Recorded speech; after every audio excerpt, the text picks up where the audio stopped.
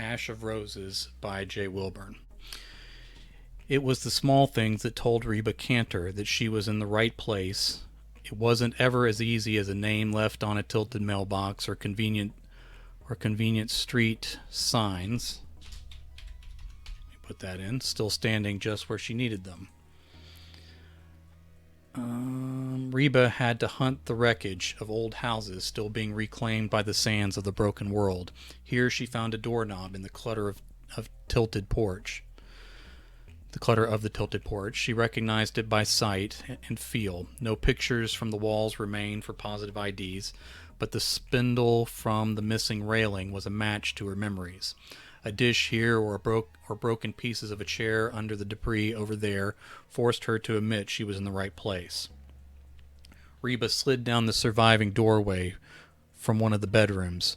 The back of the house opened to the rolling dunes that had once been a town. Shielded from that sand by the rotten mattress propped on its side, she stared at the three skeletons of black bones embracing one another in dry death. Okay, got fancy with my words there and then couldn't read them. Two big, one small, and no way to deny what she had found. The sun moved more than she did for a few hours. Finally, she put it off no longer. Reba crawled forward and investigated the open tomb of what had once been a loving home. The clothing was gone save for a few stray threads that told her nothing. The bones groaned and screeched as she pulled them away from each other. As if to torment her with no remaining doubt, she found her daughter's locket around the bony neck of one of the large skeletons. Reba snapped the chain and ran her fingers over the golden heart. No denying it. This was Holly, Mark, and little Ty. That confirmed it. Another of her children and a piece of her family gone with the dying world. The fact that they were holding each other probably meant it was quick, and they died with the impact and the initial shockwave from the deadly rock out of the sky. Reba did not draw as much comfort from that fact as she hoped.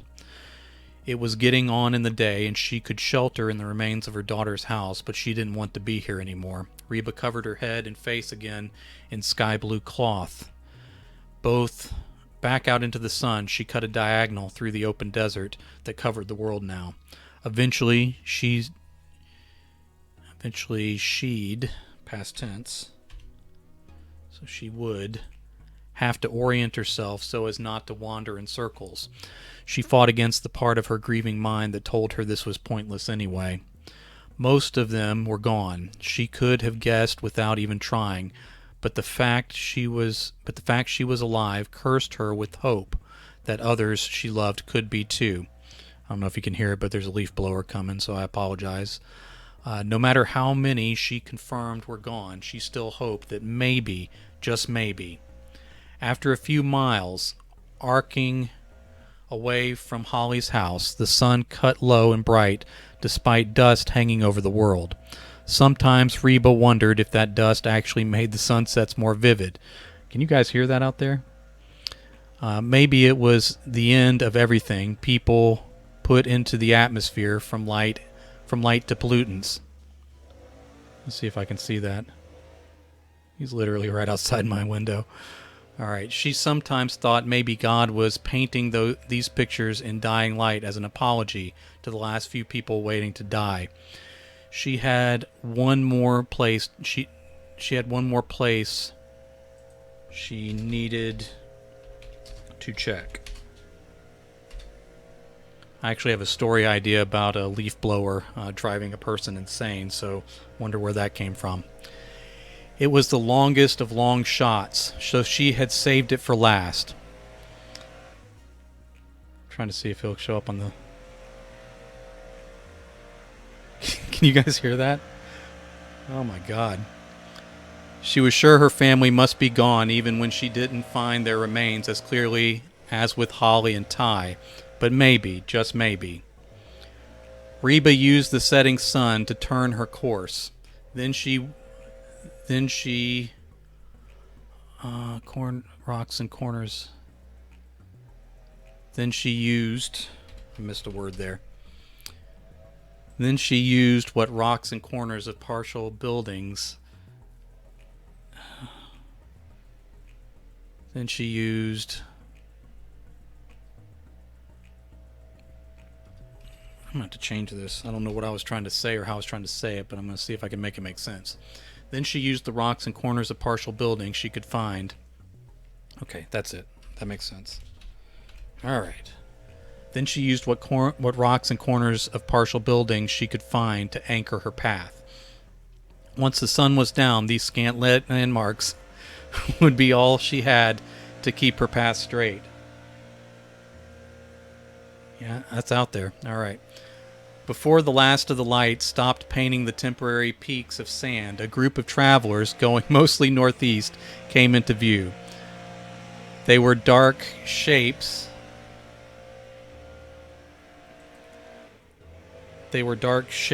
With shadows many times longer than themselves across the sand. Let me see if this guy's going to pass here soon. Leaf blower has to be like one of my least favorite sounds. It's maddening. Sometimes I'll wear headphones and listen to like just background static noise, not even words, just like ocean sounds or something, just so I can push that out. So I think he's made his way around the house now. Thank you for your patience, everybody that's still with me. All right. It looked like they actually had camels. The only camels around here before the asteroid hit would have been in zoos and other such places. If this party managed to recover camels, maybe the human race would manage to hold on a while longer. If the desert never ended, though, that was a small hope indeed. Reba operated on small hopes, though. She sat down and crossed her legs as she waited for them to depart from her sight. No reason to believe they were hostile, but no reason to trust them. Let's say either. No reason to trust them either. Alright, so I'll type that in. She was determined, but not yet desperate. And she did not want to be among people good. Did not want to be among people. Let me make that an M dash. Good, evil, or indifferent. The sun vanished before the travelers did, and then a spot of flickering light blazed into existence along the edge of one uneven horizon. Reba took to her feet again and used the dark spots of stone, the flickering light at her shoulder, and the moments the stars appeared through the haze of the sky to guide her onward. She needed sleep, and she needed more water than she carried, but she needed closure. So she walked through the night and back into the morning sun in her face. Reba staggered as her trek continued on and on. The risk of dying out in the sand carried little weight with her, since she had resolved that was the only possible end for her. She actually did find a road sign this time. It was wooden and sandblasted nearly smooth, but feeling the letters as well as looking closely, she read the town names, streets, and distances. From here she could almost get there with her eyes closed, which was good, since sand covered most of the landmarks she recalled. Alright, fixed a little typo there. She found hills that poked out above the sands. She paused long enough to let her mind place the distant mountains all around her. She could almost see and smell the trees from this place before the destruction.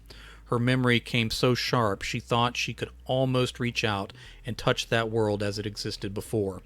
Reba hiked out the trails and the last few turns. Dizziness swept over her and she found her throat too dry to swallow. She had pushed too far for too long, but she wasn't stopping now, not this close to her final hope. She wavered on her feet as she knew she had to be close. Light and color dazzled her vision, and her thoughts floated without connecting to each other the way she needed. Reba parted the drifts of sand with her splitting boots. She found something and swept the piles away with her blistered hands. The rocks and then the pieces of mailbox revealed themselves, Cantor, spelled out on the other uncovered wood, as clear as day and as unlikely as anything she had found in all this wandering. Still, she had no choice but to believe her weary eyes, and she walked up the sloping drive that had once been a refuge for her family. She nearly fell twice as she climbed the last hill. Her heart felt out of rhythm. She could no longer feel her legs. Let me do this. Reba reached for water, but found none. All right. By the time she reached the top of the hill, blindness darkened her eyes, and she knew she was falling, but maybe for the last time. Reba snapped awake, surprised to still be on her feet. Nothing she saw made sense. She turned to see endless desert and lifeless miles behind her. For a moment she was confused by the lack of tracks, but decided the wind must have covered them. Turning forward, she took in an array of colors she thought could no longer exist in the world. Green grasses, topped with yellow, waved in the breeze. Wildflowers in purple and white dotted the hills between her and the cabin, standing sharp and perfect on the highest perch of the land. Let's say, just like always. Just like always. All right. The roses were the hardest to believe, and Reba almost refused them. Her late husband's grandmother had planted near the site of the old cabin. They had been transplanted up here and were almost lost, save for much expense and care. Now she stared across a field of oxblood-colored roses that trailed into infinity in at least a couple directions she could see. At least in two directions, let's say as far as she could see. She whispered to herself on a throat that still felt dry, "This many roses can't be real. This has to be." Others stepped out of the cabin and waved. Reba was struck dumb. As they spread out across the field of roses, she pressed forward, still not feeling her legs.